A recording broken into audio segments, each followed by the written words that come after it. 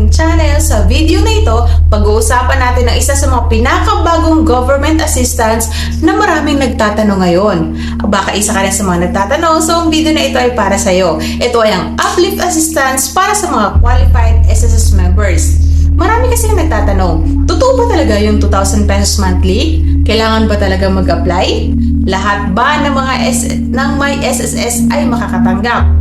Ngayon, sa video na ito, ipapaliwanag natin ang mga official details sa simpleng paraan para mas maintindihan ninyo kung paano ito gumagana. Let's get started! Una sa lahat, mahalagang malaman na ang Uplift to Unified Package for Livelihoods, Industry, Food and Transport ay hindi mismo programa ng SSS. Isa itong assistance program ng pamahalaan kung saan kabilang ang SSS sa mga ahensyang tumutulong para matukoy ang mga kwalipikadong benepisyaryo.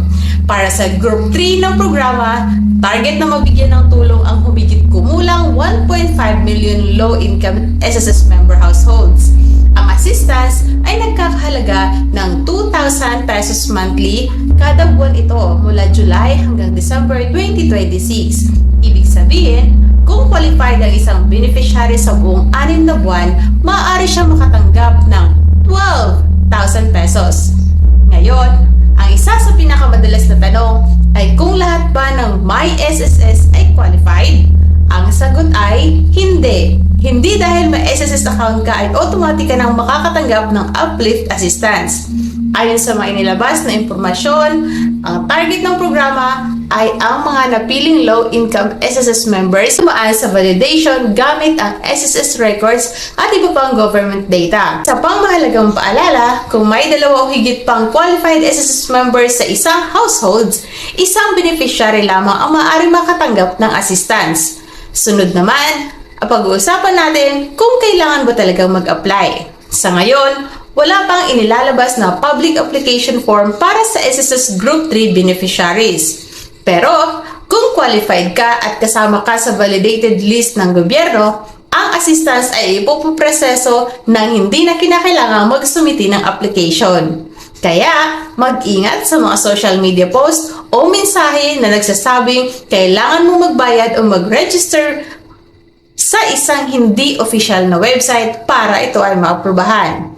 Laging tiyakin na ang impormasyon ay galing lamang sa official government sources. At paano naman matatanggap ang assistance? Para sa mga may piling beneficiaries, ang cash assistance ay inaasahang ipapasok sa kanilang nakarehistrong SSS disbursement account.